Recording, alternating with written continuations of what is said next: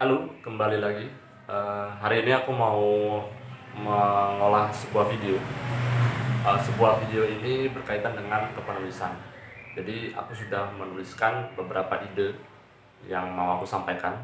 Jadi video ini bercerita tentang bagaimana cara aku menulis buku. Jadi aku menuliskan sudah ada beberapa buku ya, yang buku yang terkenal mungkin di kalangan teman-teman Universitas Lambung Mangkurat, khususnya program studi kesehatan masyarakat dan Fakultas Kedokteran di tahun 2011 sampai 2014 sampai aku lulus itu. Mungkin teman-teman kenal dengan Sehari Bersama Wibi ya.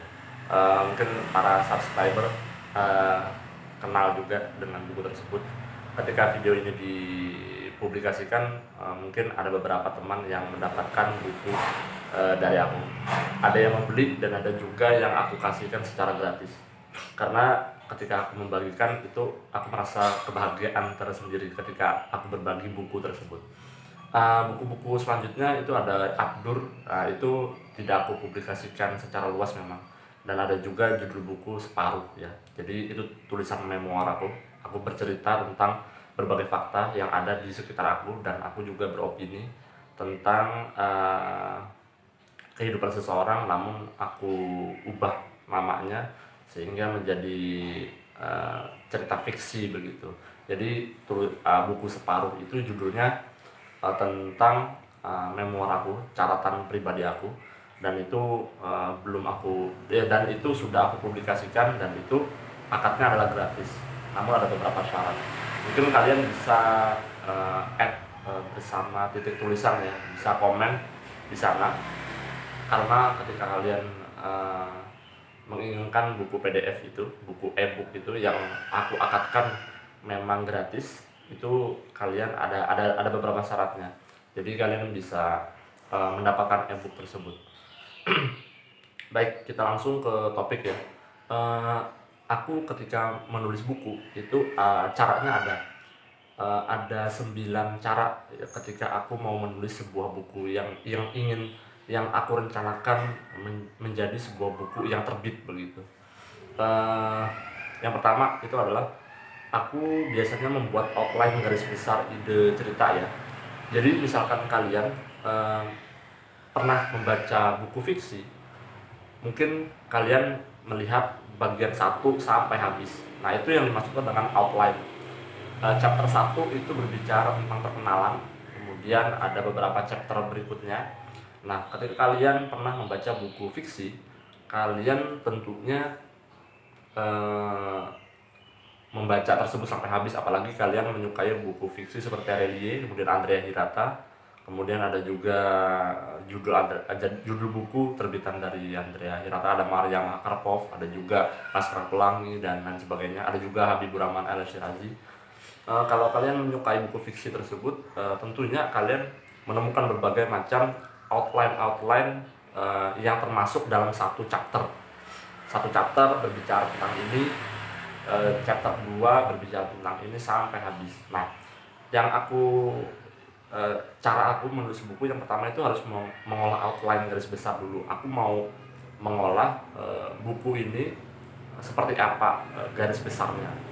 Jadi chapter pertama berbicara tentang apa sampai chapter 30 berbicara tentang apa.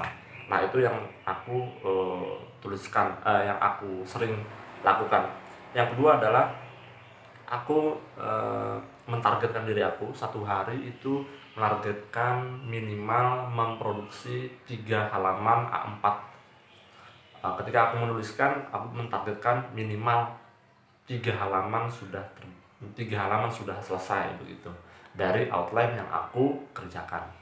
Mengapa demikian? Sebab kalau kita hitung-hitung aja, 1 bulan kan 30 hari, 30 dikali 3 minimal ya. Kalau kita fokus konsisten satu hari menghasilkan 3 halaman A4, maka kita menghasilkan 90 halaman A4 ya. Nah, kalau buku itu kan macam-macam tuh. Ada ukuran. Kemudian kalau tadi aku sudah menuliskan satu hari itu ditarget minimal 3 halaman A4 ya. Itu sudah aku jelaskan. Langkah yang ketiga, bagaimana cara aku menulis buku. Yang ketiga itu adalah sebelum menulis, aku biasanya mencari inspirasi dan mood menulis dulu. Nah, hal ini sebenarnya sangat sering ya yang aku alami. Ketika aku mau menulis, itu banyak sekali rintangan-rintangannya. Ada blok apa namanya, writer's block lah. Jadi ada semacam penghambat ketika aku menulis, tapi tidak ada mood dan tidak ada rasa lagi. Nah, yang aku lakukan biasanya adalah ritualnya, yaitu aku jalan-jalan dulu ya. Aku jalan-jalan, kemudian ada juga aku ngopi, kemudian ada juga aku ngeteh.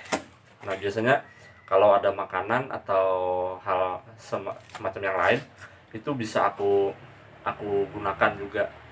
Kalau ada makanan, yaitu biasanya aku makan dulu, karena kalau makan itu ibarat kata kita menumbuhkan mood kembali begitu. Nah, jadi itu adalah cara-cara aku untuk bisa memiliki inspirasi dan memiliki mood menulis. Dan ketika aku hendak menulis, inspirasi semuanya berdatangan, jadi aku lancar menuliskan hal tersebut. Nah, berikutnya itu yang tidak kalah pentingnya adalah kalau kita merasa capek, maka kita istirahat terlebih dahulu. Sebab kalau kita paksakan, itu pasti hasil tulisan kita juga begitu tidak bagus ya, dan hal ini juga berpengaruh terhadap kualitas buku yang akan kita hasilkan. Mengapa demikian? Memang banyak riset dari jurnal-jurnal psikologi, kalau kita melakukan sesuatu secara konsisten, namun kita kelelahan, namun kita paksakan terus-menerus, nah ini hasilnya juga tidak akan baik. Maka dari itu banyak para pakar itu memberikan solusi, kalau capek istirahat aja dulu. Kita tidur, kemudian kita bersengkrama, bersosialisasi, kita telepon banyak orang, banyak teman yang kita kenal.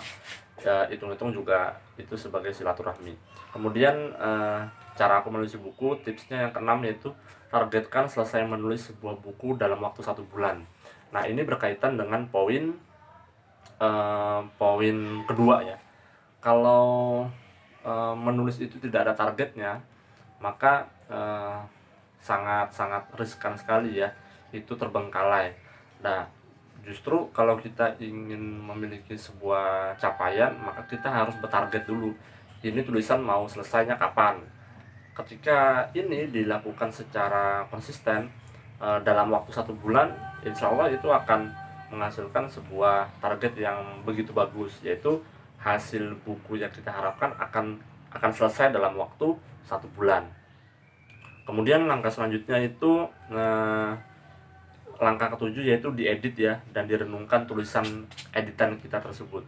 Ketika 1 bulan itu sudah selesai, maka langkah berikutnya kita mengedit. Kita harus membuka dari halaman pertama sampai halaman terakhir, bagian apa-apa saja yang typo, bagian apa saja yang salah kepenulisan. Sebab jika tidak diedit, maka tulisan-tulisan tersebut tidak tersaji dengan kualitas bagus.